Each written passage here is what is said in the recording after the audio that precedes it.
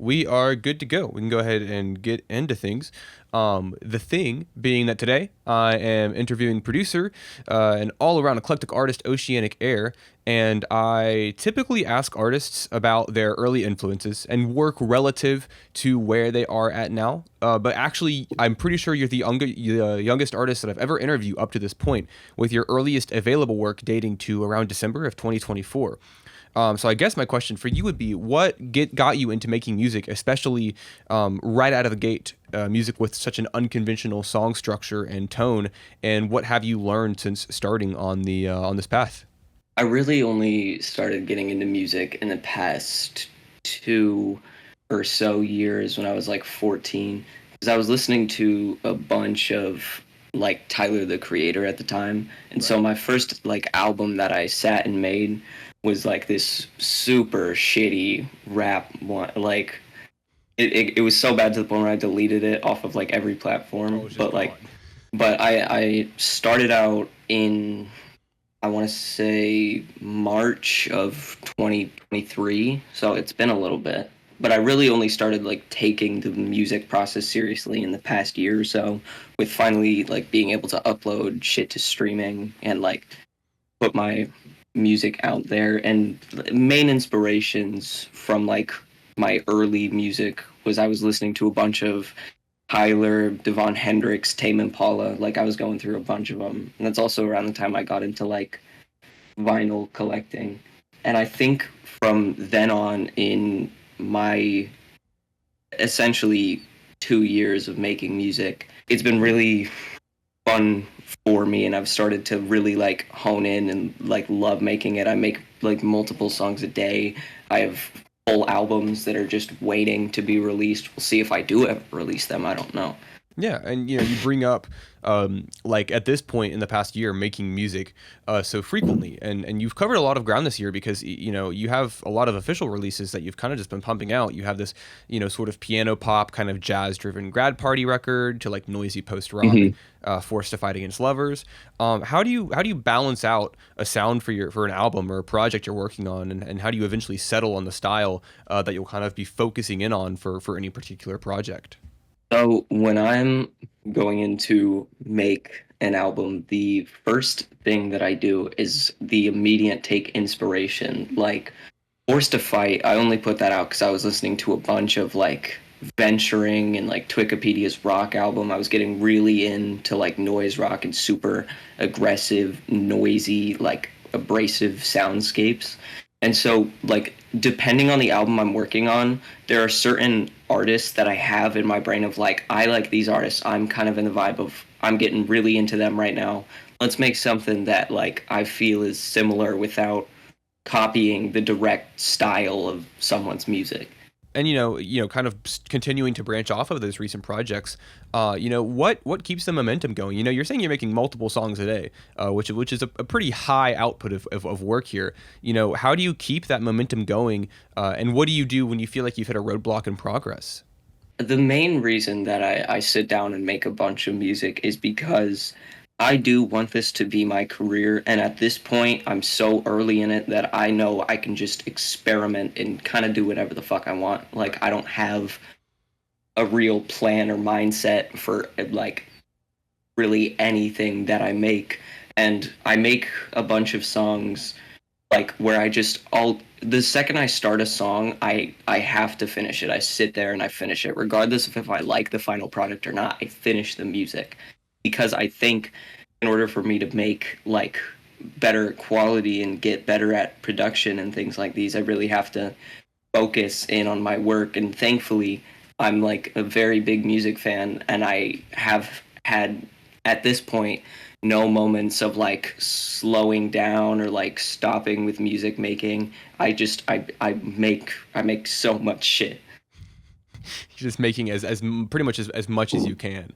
Yeah. And branching off of the aforementioned Grad Party album, just one of the albums that you've gotten out in the past year, you mentioned recently that it was dedicated to your older sister. And many of your other projects have very like concise and clean theming and direction, while a lot of the time lacking vocals to sort of maybe more directly tie together the narratives. So how would you say that your sound design and the sonic environments you have evoke certain imagery or emotion that you're trying to convey? As I said, I go in with a bunch of inspiration for Grad Party, which was dedicated to my older sister who has now graduated. I really tried to focus in on stuff that I know she loves musically. Like she's a huge fan of like Billy Joel and these like older piano rock things, and that's where you get some of the weirder like bluesier songs. But then she will occasionally just dip into liking just straight up hip hop, which I also leaned into. Why I think my instrumentals like capture a certain sound or a certain feeling is I go in with like I know that this is what I want this song to feel like. So if I can get it to even as close as I want to in my brain, regardless of if I end up liking the final product or not, I still put a lot of work into trying to make sure that instrumentals do at least have a sound where they invoke something. And like Forced to Fight invokes a bunch of aggression, but also like softer, like sadder moments with the more like slow core inspired instrumentals that are on that album. Yeah. And you've brought up like multiple times how like the kind of everything that you do sort of begins with kind of this collage of influence and inspiration. What sound are you sort of trying to sort of like go for and kind of like expand upon and experiment with going into a project. So whether it be a song or an album or just whatever you're working on, what does that process look like? What does like the Oceanic-Air assembly line of a song look like from like start to finish? What I end up doing, right, is as I said earlier, the main reason and the only reason that I will start making an album is due to influences and people that I'm just listening to constantly. And then when I sit down and make a song, I, as I said, finish like the whole song. I go back, listen to it, and see if there's any parts that I don't like. I go in with a clear vision of like, okay, I don't really, maybe I don't want this to have a chorus, but I want this to have like two separate verses, two separate sounds. And so I go into that. Like, and then you have the songs that are a chorus just at the or like gym routine off of Forced to Fight. Like I focus heavily on the chorus more than I do the actual intro or the outro. And structure is kind of just comes as I'm making it. I'll be like a minute and then I'll be like, okay, maybe now it's time for like a chorus or a slight change up in the instrumental and stuff like that. Yeah. And I do kind of want to going off that shift gears a little bit because you very frequently log like your listening habits on multiple platforms, kind of going album after album. You're probably listening to music as much as you're making it, from what I'm hearing. How would you say that like this, like you said you started kind of really getting into things 2 years ago with Tyler the Creator, Tame Impala, artists like that, and since then just kind of consuming more and more from different areas. How would you say that like that kind of like mass consumption and like heavy pursuit of music not only has affected your work but kind of just how you view like the medium of music as a whole? Like what do you feel like you've kind of discovered about music, about that as a hobby, about that as a passion through that excessive listening? I think that like the amount of consumption of music that I've entailed has also kind of helped production wise because now I know I've listened to so many of these songs and I hear these structures and I hear these sounds that I love and I try to not necessarily replicate but get in a similar vein. And I think like the more music I listen to, the more I like pull that into my production. Like there's a bunch of songs that I make that have multiple different genres going on throughout it because I'm listening to so many different types of music constantly. And then I'm also hearing like what I don't like about certain like mixing things and like because that's the main problem is mixing. But Right. I think that because of my like mass consumption of music, it forwards my career and makes it so I know more of what I'm trying to accomplish in a song than just sitting down with the song with zero inspiration in my brain. And also like sort of tangentially in reference to ranking music and kind of putting on the platforms and having music sort of be a social like conduit in a way, not only as something you're listening to, but as something that you're utilizing as a tool to talk to other people and kind of like sort of form rankings and opinions on them. I want to get your opinion on this because I also I'm on those websites all the time. I spend way more time than I'd like to admit on rateyourmusic.com. So how do you view a numerical ranking system, and what do you think are the pros and cons of confining albums into the sort of neat boxes of numbered scores? I have been using album of the year for quite a while now. And like what I'd say my opinion on rating music is like you don't necessarily have to take a rating to heart. Like a rating is just a numerical score for art, but I feel like it really helps encapsulate like what you feel rather than just saying like, "Oh, I like it." When someone sees a higher number attached to the phrase like "I like it," and they're more aware of how much you're really into this. Because if you just say you like it, they're not sure like how much. And like kind of with the score, you're able to tell what someone's full opinion is on the music. Even if they don't do a review, you could still see like I can see that this is visibly over like the number 80 and I know this person really likes this album. Or if you go farther down and see people give it like a 0, well then they had a terrible time and they never want to hear it again. Instead of just saying I don't like it or this sucks, it adds a slight bit of context to your opinion on the music. Right. And speaking of rankings, you recently did post your top 10 favorite albums of all time, conveniently for me, lined up in pairs of two. And so now I'm putting your ranking skills to the test because I'm going to make you choose between two albums 5 times. So the first pairing is going to be Untrue or White Light from the Mouth of Infinity. Oh. You've got to pick. You have to pick. Oh, that sucks. Okay. I think I'd go for White Light because I feel like that started a bunch of the rock music that I've gotten very into. And I remember exactly when I listened to it and how I listened to it. I don't remember how I listened to Burial. I just got into it. It's like I'll tell the story. It's a little odd, but I was sitting down and I was playing Minecraft and I was trying to find an album that I wanted to listen to, and then I put on White Light because like I just saw it, and I had the most beautiful time in the world. Like I've never played so good in my life, like other than listening to that. So I think I would choose White Light. The Minecraft really enhanced the experience. It does. It does. Listen to albums with Minecraft. It is fucking awesome. It is so fire. I'm going to have to throw in like a grouper project or something before I hop in next time. And then the next pairing I've got for you is Chronic or Dreamcast Summer Songs. This is like actually evil shit. Yeah, man. no, like, I wanted to make this hard for you. Chronic and Dreamcast.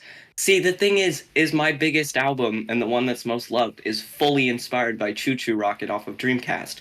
But I love Chronic. I love Chronic. So okay, I'll phrase it this way. Because you obviously have love for both of them, and they've inspired your music, and they mean a lot to you.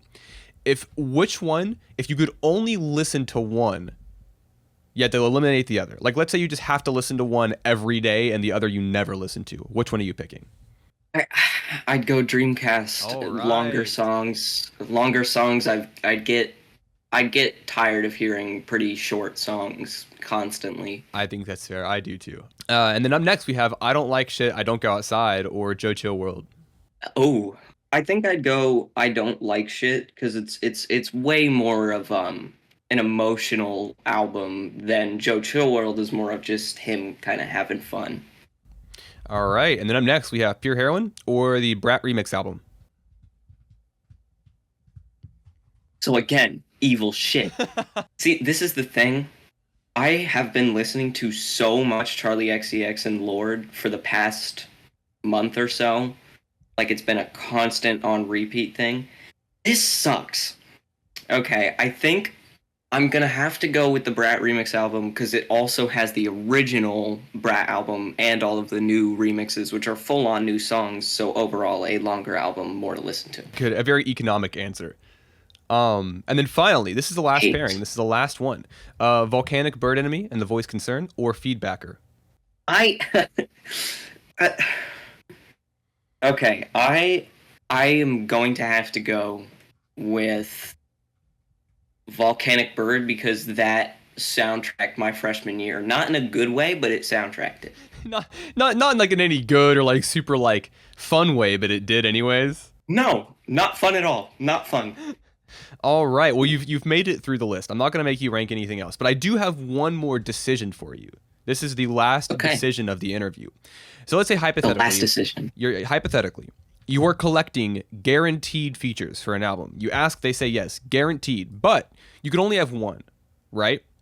And you've got these two artists vying for a feature on your album. You've got Lil B and you've got Danny Brown. Who do you choose and why? Lil B Danny Brown song when. I think that sucks. I uh, I think it'd be more iconic to have Lil B, but I think I would choose Danny Brown just because I feel like he'd be more versatile of an artist, and I could throw him some weird shit and he could do it. Lil B could do some weird shit, but I think Danny Brown would crush it. All right. Well, that's it. I'm not going to make you make any more hard decisions. We're back on the normal questions. That collab has to happen, by the way. Absolutely. I fully encourage that. I endorse that. I endorse that It collaboration. sounds like it'd be a really good song. Like, Honestly, I'm not even kidding. makes sense to me personally. Listening, It to makes your work, so much sense. that's what I'm saying. And so I've got three more questions for you. None of which I think are as evil as the eight that I just asked you. Yep. And the first of that being, I've loved asking this question in interviews, and so I'm just going to continue that trend and ask you here. A lot of artists have expressed to me that there are certain lyrics, ideas, or entire songs that they love that they feel have kind of gone under-noticed on released, or on release. So what is something you've done in a song that you're particularly proud of, that you wish more people would have caught on to? Damn. That's huge. I love asking the Uh, question because I think everybody has something they've done that they were super proud of, and then nobody really like was like, "Hey, that's some cool shit." I have a perfect answer. All right, And hit me it's with not it. even a song, it's not even a lyric, it is a full album. And it Okay. pisses me off that people don't get into it. Okay, so a little while back, earlier 2025, I was in a band with two of my friends, and we called each other Democratic Rivers Jail Time. Don't try and figure it out. Okay. But we made a killer ambient, like dark ambient rock album that no one has listened to. Quite No. literally, I've seen the streaming. There's not a single human soul that hasn't listened to it that isn't me. No. And it, That's just lost media at this point.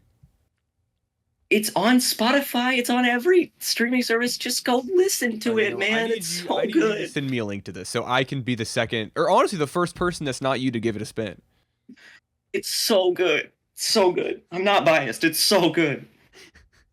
All right, well, I'll take your word for it. Send me that link. I'll listen to it, and hopefully somebody else does too. Hopefully the album gets the exposure that you've always wanted from the interview. Maybe I'll put one on the stream Yeah, you can send it later over to the tonight. stream. We get some eyes on it for you. I got two more questions for you. Nothing too difficult. Kind of both being sort of forward thinking, kind of near future questions. The first being, as you continue to develop your sound and you kind of build your discography pretty quickly as of now, what are some short and long term goals that you have going forward for your art? My main focus is if I ever stop making music for fun, kill me. Because I think that like I do a thing that I feel like all artists should do where I make a song and I'm gonna listen to my song. I'm gonna listen to it a bunch, okay? I wanna make a song that I know I can listen to and I enjoy. Because like my main focus is I wanna get bigger, but I don't wanna like mold my music into just what the crowd wants. I want my music to be for me. I feel like that is my ultimate goal is to get bigger but continue having fun and doing my own shit and not listening to crowds. All right. And then that leaves us with one more question. So before we go, your next album comes out July 11th. What are you most excited for surrounding its release? I am excited for people to hear it. Why? Because I think it's really interesting dance pop, and we'll occasionally throw in other elements like ambient techno and maybe a little bit of like electro clash or something. But I want people to hear this because this is like the space I'm in right now where I am like way too happy, man. Like I need to be cut down or Oh something. no. I'm having too good a time, guys. Gotta bring yourself down a notch. I think it'll be really fun. Hell yeah. Well, with that being said, that wraps up the questions that I have for you. Thank you so much for your time. Of course. This is fire.